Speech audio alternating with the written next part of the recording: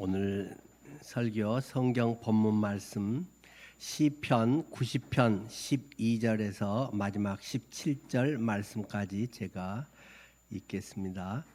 시편 90편 12절 말씀부터입니다.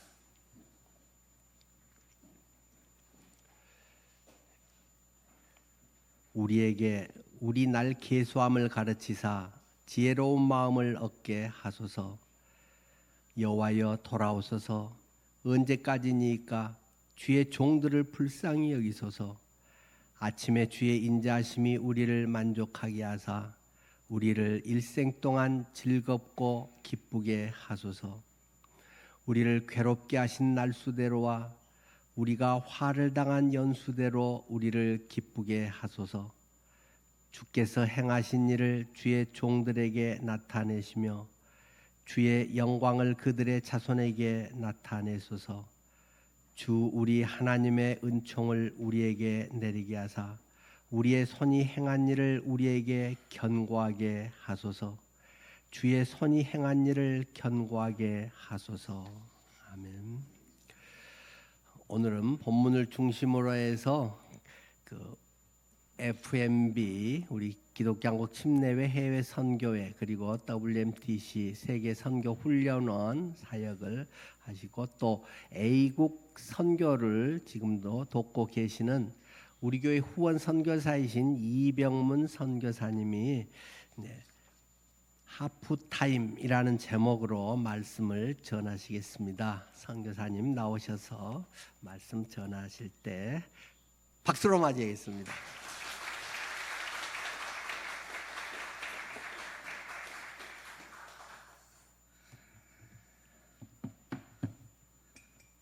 열광적인 박수로 환영해 주셔서 감사합니다.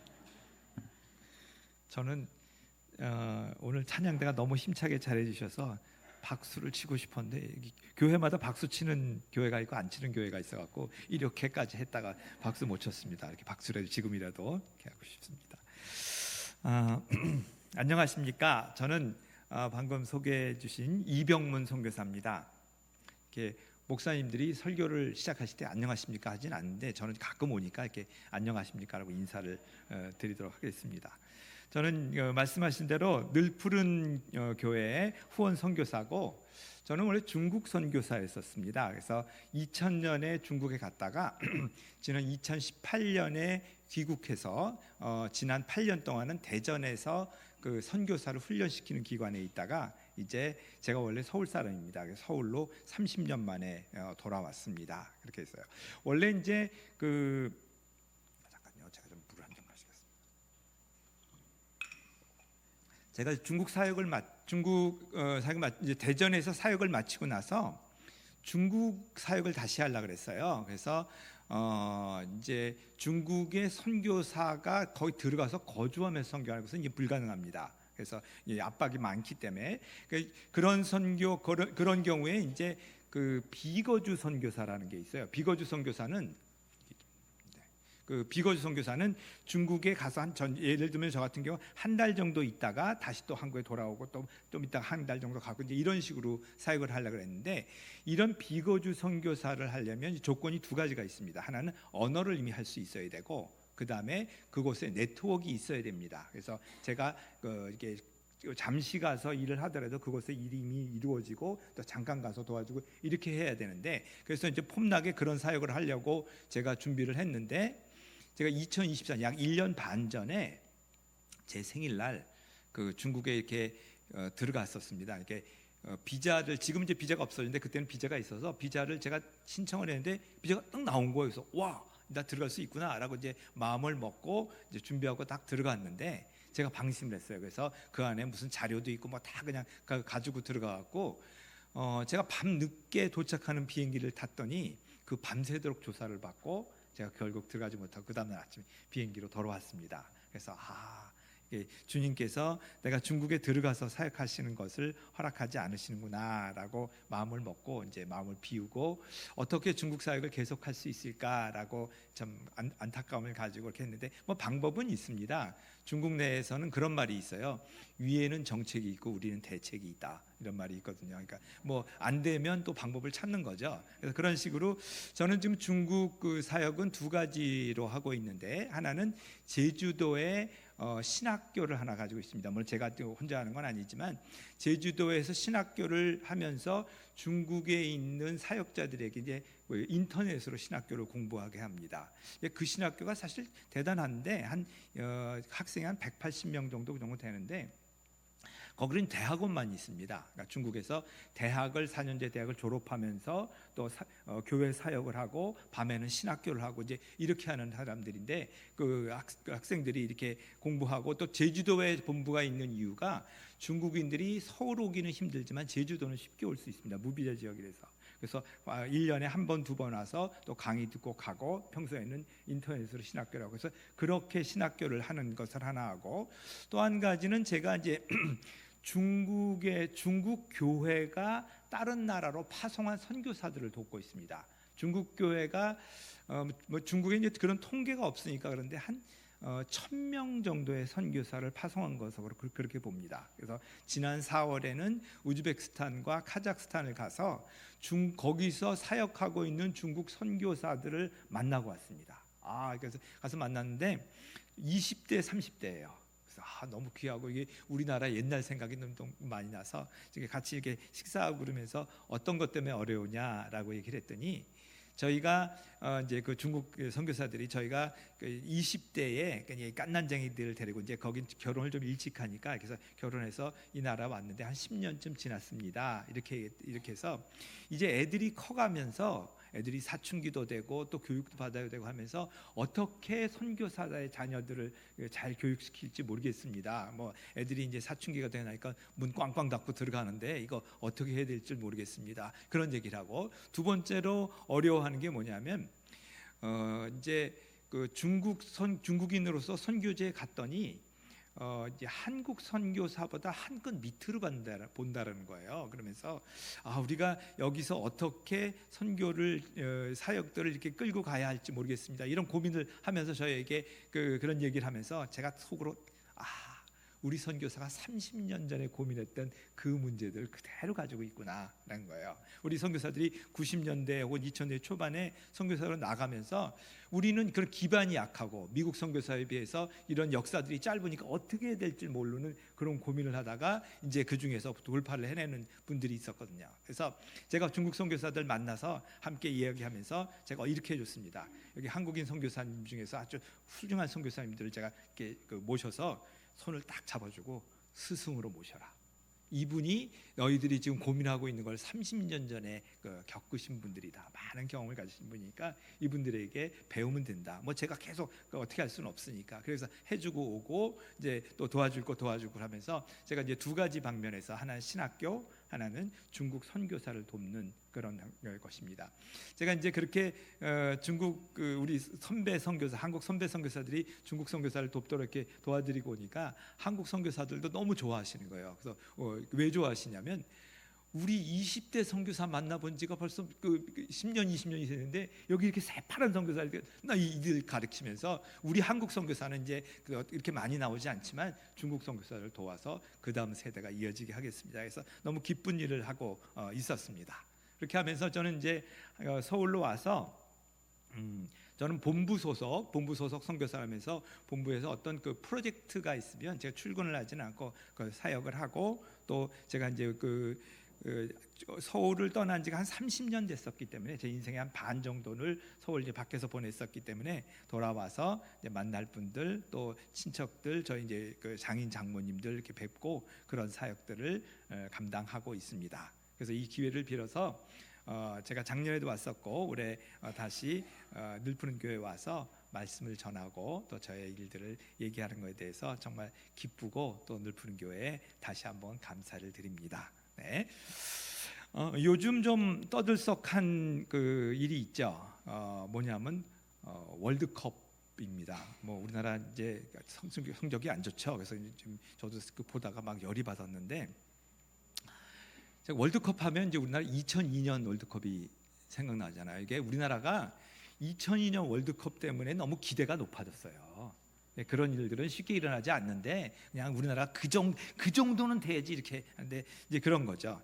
제가 2002년에 선교사로 있으면서 중국 북경에 있었습니다. 그래서 선교 그 TV로 이제 한국 경기를 보는데 우리 이제 네 가족이 다 빨간 티셔츠 하나씩 입고 이게 막 대한민국 하면서 이제 같이 봤는데 그 경기를 하고 뭐 이기고 뭐 지고 이렇게 하는 걸 보면서 제가 무슨 바람이 있었냐면 그냥 언감생심 그 경기장 가서 볼 그런 생각은 별로 안 들었는데 광화문에 한번 나가고 싶더라고요.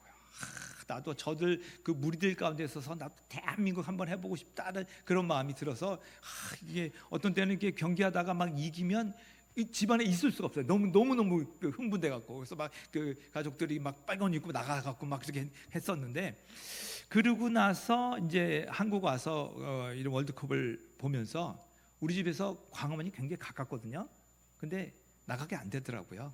요즘 그렇게 하면서 이제 이런 월드컵 기간이 되면서 여러 가지 생각을 하는데 뭐 아시겠지만 엊그제 우리 경기를 하면서 큰 실망을 우리에게 남겨줬죠. 그래서 저도 경기를 이렇게 보면서 전반전에 너무 못하길래 마음속에 이런 바람이 있어요. 이 중간에 이 하프 타임 때 우리 감독이 선수 좀 바꾸고 작전 지시를 잘해갖고 하반전에 좀 잘해서 빡 뒤집어 엎었으면 저는 이런 생각을 했거든요. 왜냐면 여러분 아시죠? 가끔 전반전에 부진했지만 후반전에 이 하프 타임에 잘하고 후반전에 막 해서 역전하고 그런 팀들이 있잖아요. 그런 바람을 가지고 했는데 역시나 이게 잘 안 됐죠. 그만큼 축구에서도 하프 타임이 중요하죠. 그래서 그 시간을 통해서 어떤 그 경기의 전체적인 흐름을 뒤집어 놓을 수가 있는데 오늘은 여러분과 함께 우리 인생에도 그러한 하프 타임이 있을 수 있다라는 얘기를 함께 드리려고 합니다. 제가 지난주에 김효연 목사님을 만나서 함께 이제 교제하면서 오늘 와서 우리 6월 18일 와서 말씀을 전해 주실 수 있습니까? 라고 하시면서 김효연 목사님이 상반기에 어떤 시리즈 설교를 마치시고 하반기에 설교를 다시 시작하기 위한 그런 중간의 한 주간입니다 라고 말씀하셨습니다. 아 그렇구나, 하프타임이구나 라는 것을 알았어요. 그래서 한 상반기를 마무리하고 하반기에 들어가기 위한 중간 시간이기 때문에 제가 그 말씀을 듣고 집에서 생각하면서 그래 오늘은 하프타임의 이야기를 해야겠다라는 생각을 하면서 시편 90편을 묵상했습니다. 우리 시편 90편은 시편 150편 중에서 굉장히 특징적인 그러한 그 시입니다. 자, 첫 번째는 모세가 지은 유일한 시입니다. 여러분 시편 150편의 거의 절반을 누가 썼죠? 다윗이 썼죠. 잘 아시네요. 그러니까 다윗이 대부분을 썼고 또 다른 그런 그 시편 기자들이 썼죠. 그리 본다면 시편의 대부분은 다윗 솔로몬 시대에 쓴 것인데 그 중에서 유일하게 모세 시가 들어간 겁니다. 모세는 다윗보다 500년 전 사람입니다. 그러니까 두 다윗과 이 모세는 동시대 사람이 아닙니다. 한 분은 조선시대 사람이고 한 분은 고려시대 사람입니다. 그렇게 돼서 두 분은 동시대 사람이 아님에도 불구하고 그 시를 편집할 때 모세의 시가 들어갔다는 것은 그 당시에 그만큼 중요하고 영향력이 있는 시였었다라는 것을 알 수 있죠. 또 한 가지 모세가 이 시를 썼을 때 뭐 당연히 이제 제가 하프타임 얘기를 하지만 모세가 120년을 살았으니까 모세가 60세 때 썼다 이렇게 볼 수는 없습니다. 60세 때는 그 광야에서 목동으로 있었기 때문에 그때 썼을 가능성은 없고 거의 이제 이스라엘 백성들을 인도하고 모세가 이제 말년쯤에 썼을 것이라고 생각을 하는데 그럼에도 불구하고 인생의 하프타임은 제가 80살까지 산다 그러면 딱 40살 이게 하프타임이 아니라 우리가 인생을 한 걸음 뒤에서 이렇게 바라보면서 내가 어떻게 살아왔지, 앞으로 어디로 가야 하지, 그 시간이 하프타임입니다. 그러니까 여러분들이 젊은 분들이든 그 연세가 많이 드신 분들이든 간에 내가 한번 이 시간에 내 인생을 한번 돌아봐야겠다라고 하신다면 여러분이 80이 되셨던 30이 됐던 그것이 하프타임이라고 생각하기 때문에 오늘 이 말씀이 우리에게 큰 교훈이 되리라고 생각을 합니다. 또 한 가지의 오늘 시편 90편의 특징은 이 시는 원칙적으로 기도문입니다. 그래서 전반적으로 이렇게 짧지 않은 시인데 전체 보면 앞에는 찬양이 들어가고 그 다음에 간증의 내용, 간구로서 끝이 납니다. 오늘 여러분과 함께 읽은 시편 90편의 12절부터 마지막 절까지는 그 중에 간구에 해당하는 부분입니다. 그래서 모세가 자신의 하프타임, 자신의 인생을 돌아보면서 어떠한 간구를 했는가를 보면 우리도 우리의 인생을 돌아보면서 하나님께 어떠한 간구를 드릴 수 있을까라는 것을 알 수 있게 되리라고 봅니다. 그래서 오늘은 2026년의 절반을 지나는 하프타임, 그리고 이때 모세의 기도를 통해서 올해를 돌아보고 또 우리 인생 가운데 어디까지 왔는가, 얼마나 남았는가를 생각해보는 그러한 시간이 되기를 바랍니다. 특별히 모세는 인생을 돌아보는 기도를 하면서 세 가지의 지혜를 구했습니다. 그 지혜가 무엇인지 우리가 함께 보면서 우리도 인생을 사는 세 가지의 지혜를 얻기를 바랍니다. 모세가 기도를 하면서 구했던 그 인생의 지혜는, 지혜 첫 번째는 우리의 날 계수하는 지혜입니다. 한번 따라서 해보시겠어요? 우리의 날 계수하는 지혜. 우리의 날 계수하는 지혜. 우리의 날 계수하는 지혜. 네, 좋습니다. 영어로는 number our days. 그러니까 딱 우리의 날을 하나, 둘, 셋, 넷 이렇게 세는 지혜를 말하는 겁니다. 12절을 한번 좀 같이 읽어볼까요? 12절 좀 띄워주시겠어요? 예, 같이 그냥 읽겠습니다. 시작. 우리에게 우리의 날 계수함을 가르치사 지혜로운 마음을 얻게 하소서. 네, 모세가 구한 인생의 첫 번째 지혜는 무엇이었나요? 우리의 날을 계수하는 지혜를 주십시오라고 구한 것입니다.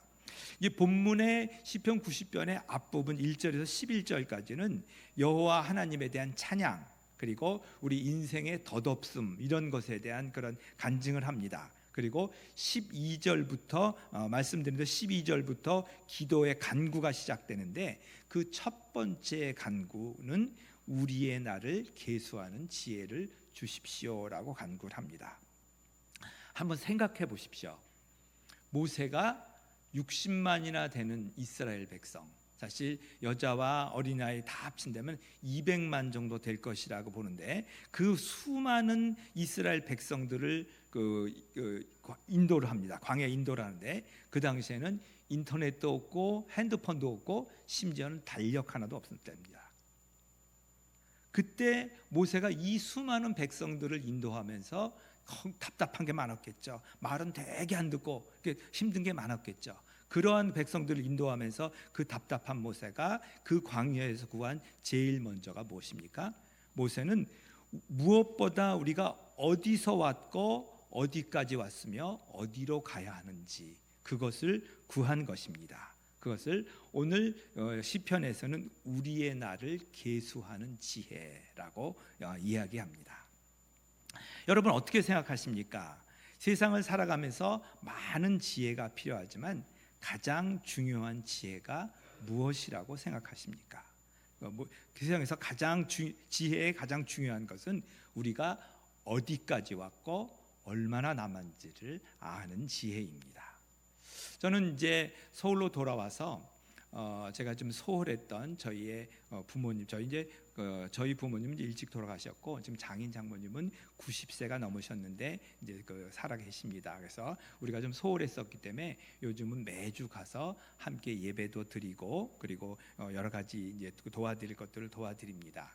우리 장인 어른 같은 경우는 공무원을 오래 하셨다가 이제 90이 넘으셔서 이제 계신데 비교적 건강하신 편입니다. 근데 교회는 몇 번 오셨는데 아직 믿음을 갖고 계시지 않아서 요즘 이제 예배드리면서 제가 복음을 전하고 이렇게 합니다.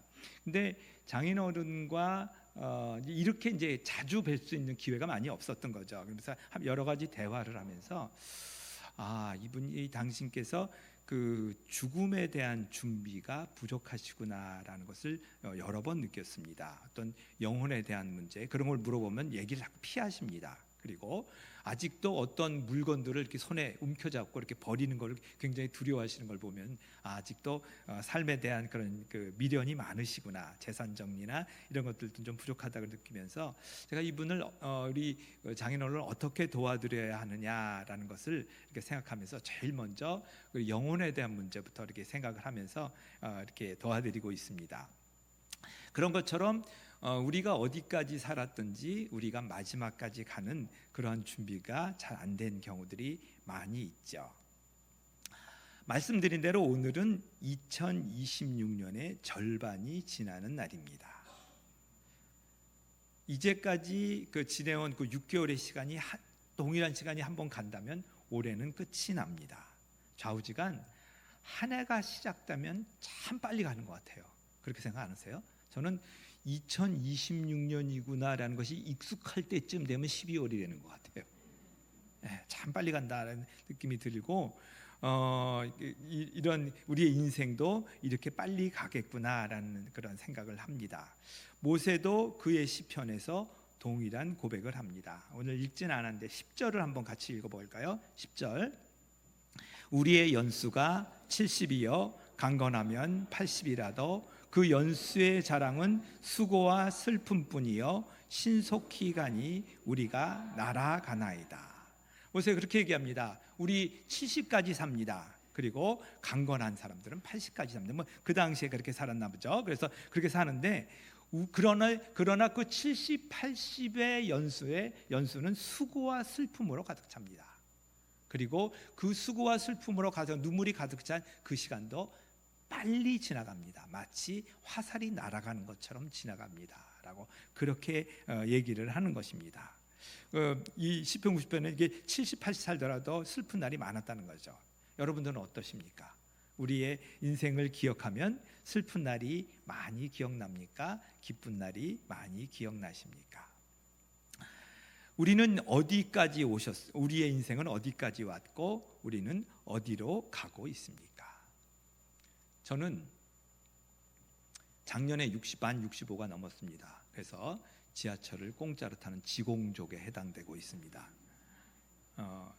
한국인의 평균 수명은 83세 정도 됩니다. 83세가 조금 넘는데, 그런데 이제 이게 딱 83세가 아니고 남자는 80세, 여자는 86세가 평균 수명입니다.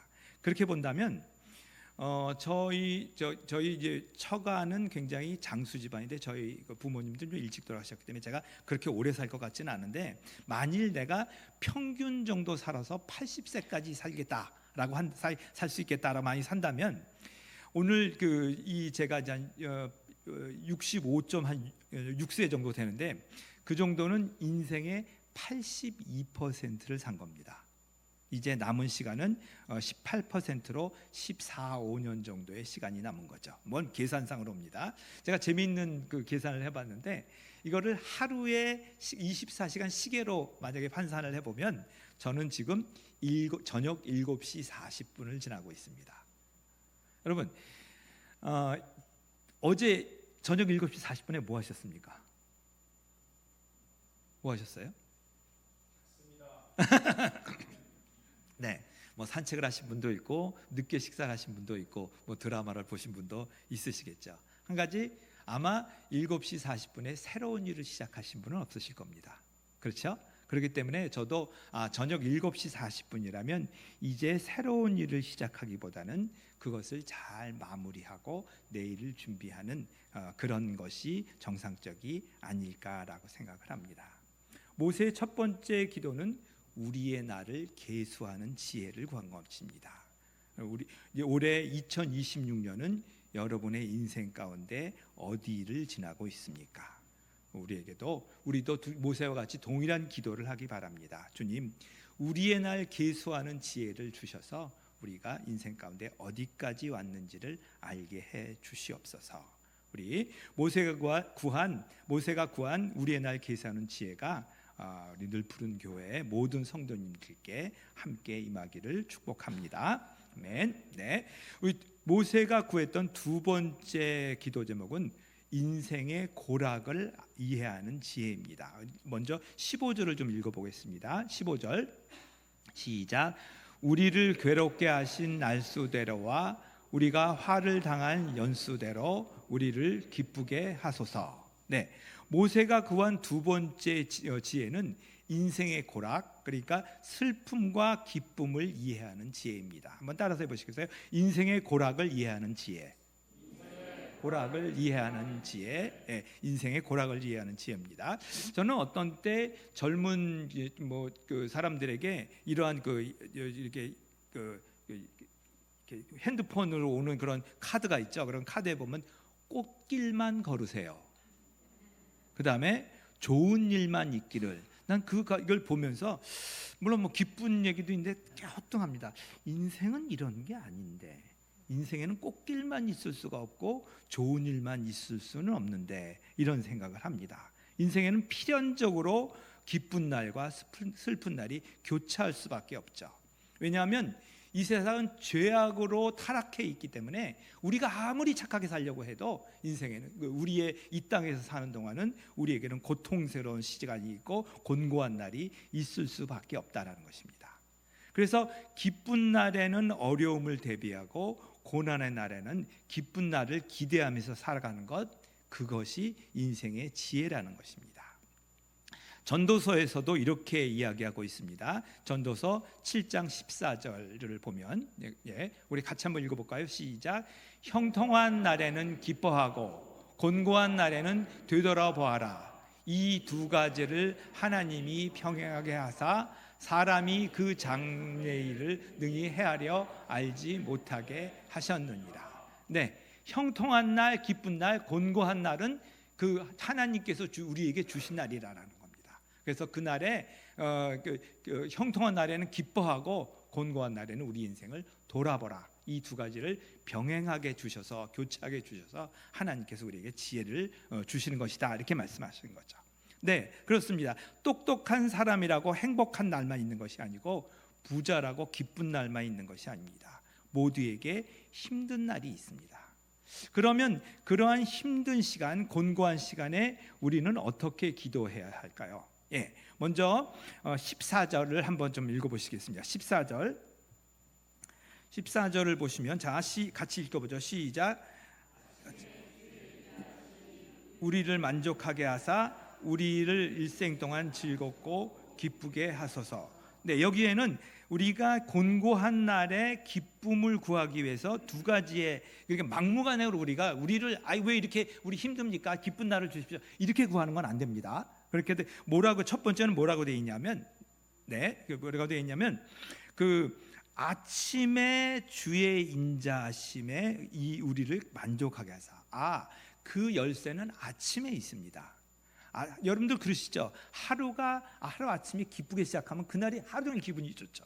하루가 아주 찝찝하게 시작하면 하루 종일 기분이 안 좋잖아요. 그런 것처럼 우리가 새벽 기도를 나오던 아침에 큐티를 하던 어떻게든지 하루 아침에 찬양으로 주님을 묵상함으로 시작하는 것, 그것이 인생을 기쁘게 살아가는 첫 번째 열쇠입니다. 그리고 두 번째 열쇠는 15절에 계속해서 나옵니다. 15절 같이 읽어보죠. 시작. 우리를 괴롭게 하신 날수대로와 우리가 화를 당한 연수대로 우리를 기쁘게 하소서. 여기도 굉장히 중요한 열쇠가 있는데 우리가 어려운 날, 고통스러운 날이 없을 수는 없겠지만 그날만큼 기쁜 날도 주십시오라는 얘기입니다. 우리가 막무가내로 꽃길만 주십시오, 기쁜 날, 이거는 우리 인생이 그렇지 않습니다. 이 세상이 그렇지가 않은 거예요. 대신 어떻게 하냐면, 주님, 저 지금 굉장히 힘듭니다. 그러면 이 힘든 날을 채세셔서 저한테 기쁜 날도 좀 주십시오라고 그렇게 구하는 겁니다. 저는 이제 자녀를 키우다가 속을 썩일 때 얘가 좀 개과천선해서 효자가 되게 해주십시오 이렇게 기도하는 것이 아니라, 주님, 살다 보면 말 안 듣는 날도 있고 살다 보면 속 썩이는 날도 있지만 그만큼 제가 3년 동안 속 썩였으니까 나중에 3년 동안 효도하게 기쁜 날 되게 해주세요. 이렇게 기도를 합니다. 그러면 제 마음이 후련해지고 또 기대하는 그런 마음이 생기고 그렇게 됩니다. 사실 이 구절은 저의 삶을 바꾼 몇 가지 구절 중에 하나인데, 저는 젊었을 때가 참 많이 힘들었었어요. 그러니까 대학을 다닐 때 저희 아버님이 암으로 한 1년 동안 고생을 하시다가 돌아가셔서 집안이 확 기울고, 그래서 집안이 기울어서 제가 신월동으로 이사 왔었습니다. 저 신월 이동에 살고 있었거든요. 그래서 이제 그렇게 하면서 그런 어려운 시간이 있었는데, 우리 이제 이 병을 간호를 온 가족들이 돌아가면서 하면서 집안이 굉장히 힘들고 우울하고 그랬었습니다.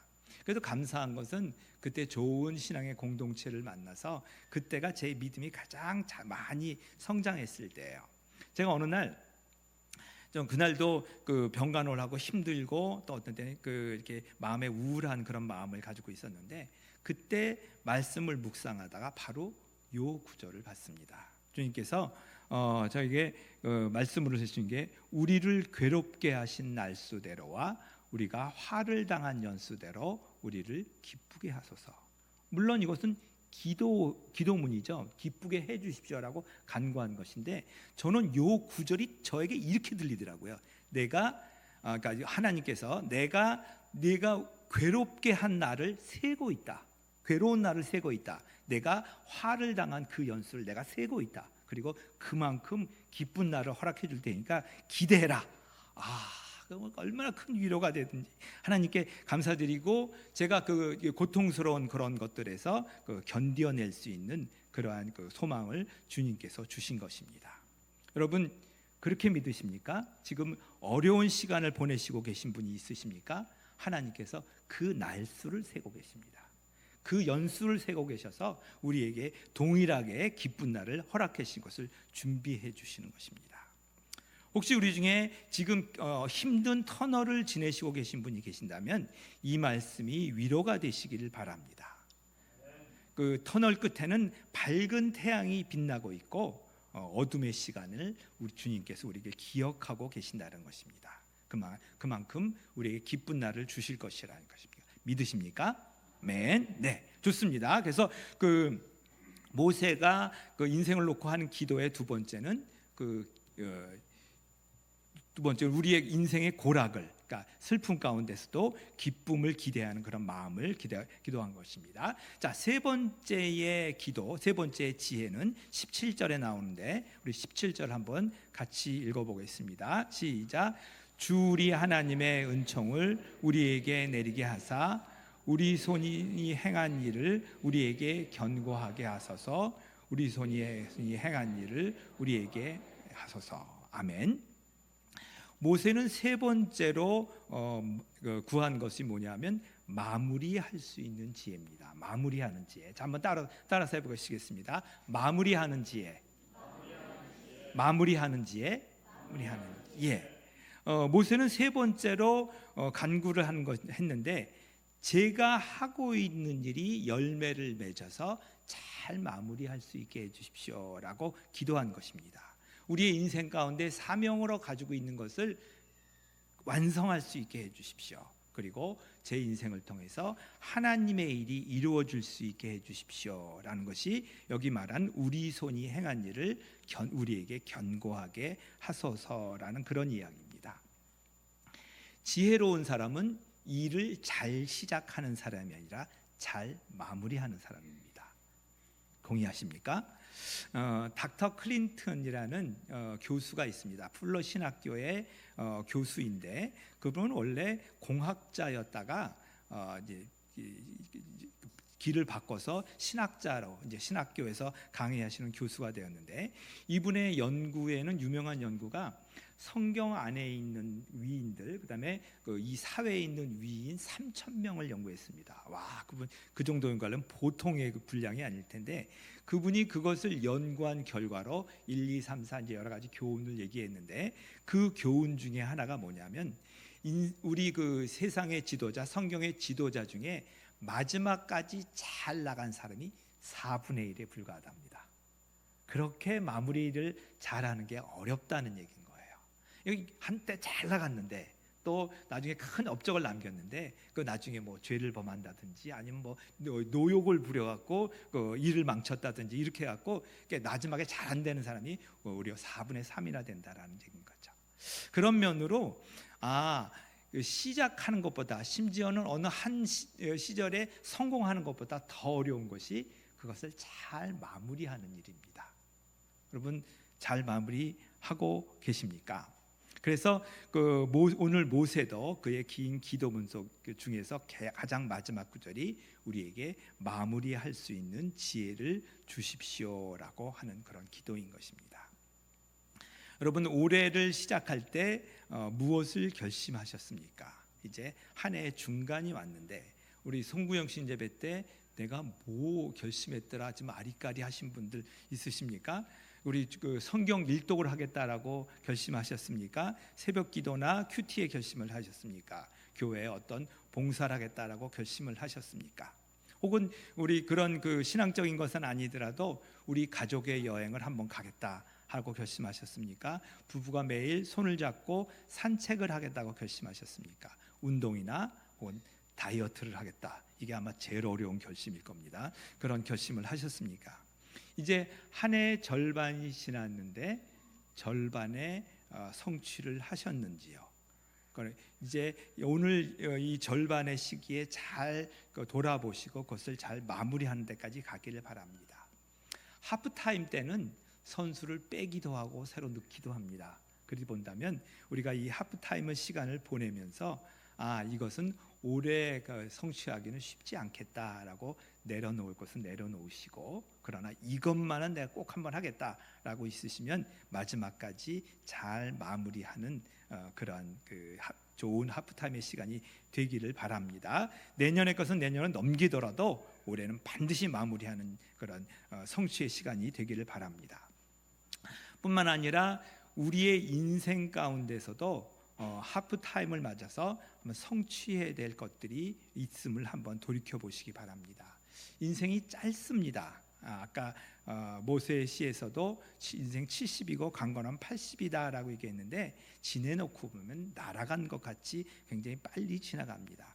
그렇기 때문에 우리 인생 가운데 할 수 있는 것이 몇 가지 없습니다. 저는 인생 가운데 가장 중요한 것은 자녀 잘 키우는 게 제 일이라고 생각을 하고 그 외에 할 수 있는 일이 필요한데 저도 선교사로 나갈 때 이렇게 중국 13억 때 13억 14억 그랬는데 이 민족을 제 손에 붙이셔서 이렇게 큰 꿈을 가지고 나갔는데 나가서 한 5년 10년 되니까 이게 얼마나 허무맹랑한 얘기인지 알겠습니다. 그러면서 내가 할 수 있는 일을 하게 해 주십시오라고 이제 하나님께 간구하면서 제가 한 가지 일에만 몰두했습니다. 인재를 키우자. 일꾼을 키워서 그들이 그 다음 세대의 중국을 책임지게 하자라는 것입니다. 그러고 나서 하니까 훨씬 마음이 편해지더라고요. 나에게 주님께서 주신 몇 사람에게 최선을 다하고 그들을 인재로 키우는 일입니다. 그래서 저는 12명의 사역자를 키웠고 지금 그들이 굉장히 귀한 일들을 감당하고 있습니다. 저는 8년 전에 대전의 WMTC의 사역을 시작하면서 주님 제가 정말 뛰어난 그런 선교사 훈련을 할 수 있게 해주십시오라고 했지만 내가 여기서 할 수 있는 일은 한계가 있겠구나라고 생각을 하고 한 가지 일에만 몰두했습니다. 그것은 선교사가 보통 한번 이제 평생을 하면 30년 정도 선교사가 있는데 이들이 중간에 와서 훈련을 받을 수 있는 것, 이것은 이제 연장 훈련 혹은 재훈련이라고 그러는데 그 훈련을 할 수 있도록 그 프로그램을 만드는 것, 여기에 집중을 했습니다. 그래서 8년이 지나고 나서 우리 FMB에도 연장 훈련 프로그램들이 생기게 난 것입니다. 그래요. 우리가 죽고 나면 우리의 이름 앞에 한 단어가 붙는답니다. 발명왕 에디슨, 건국의 아버지 워싱턴, 이렇게 한 단어가 붙는답니다. 이제 우리가 좀 준비할 때가 되었는데 여러분 우리가 이 땅을 떠났을 때 우리의 이름 앞에 한 단어가 붙는다면 어떤 단어가 붙기를 원하십니까? 그거는 다 붙이는 거잖아요. 그래서 이제부터 우리가 준비해야 된다는 거죠. 우리의 이름 앞에 붙을 그 한 단어, 그것이 가장 좋은 마무리라고 생각을 합니다. 저는 올해 결심하신 것들이 꼭 이루어지기를 축복합니다. 뿐만 아니라 우리의 인생 가운데서도 꼭 해야 될 것을 잘 마무리하는 의미 있는 삶을 사시기 바랍니다. 모세가 기도했던 마지막 기도를 다시 한번 들려드리겠습니다. 우리 손의 행사를 우리에게 견고하게 해 주시옵소서. 우리의 삶에서 하나님의 뜻이 이루어지게 해 주시옵소서. 아멘. 할렐루야. 네, 우리 같이 기도하시겠습니다. 우리 모든 인생에게 생명을 주시고 하루하루를 살아갈 수 있는 힘을 주신 아버지 하나님의 은혜에 감사 찬양합니다. 우리에게 건강 주셔서 오늘 우리가 예배를 사모하여 교회에 오게 하시니 또한 감사드립니다. 벌써 2026년의 절반이 지나갔습니다. 주님, 이처럼 우리의 인생도 이렇게 빨리 흘러갈 것이라고 우리가 알고 있습니다. 하나님, 저의 인생을 낭비하지 않고 우리의 마무리를 준비하는 지혜로운 삶을 살게 해 주시옵소서. 우리 인생 중에는 어쩔 수 없이 기쁨과 슬픔이 교차하게 됩니다. 혹시 우리들 가운데 고통의 터널을 보내고 계신 성도님이 계신다면 주님, 그 고통의 나날을 기억하시고 그 날만큼 우리의 기쁨의 날도 허락하여 주시옵소서. 새해에 여러 가지 계획을 세웠습니다. 주님, 그 계획을 잃어버리지 않고 하나님 이 올해의 마지막에 다 성취하는 저희들이 되게 해 주시옵소서. 우리의 인생 가운데 주님께 드릴 열매를 꼭 맺어서 주님께 드리게 해 주시옵소서. 예수님의 이름으로 기도합니다. 아멘.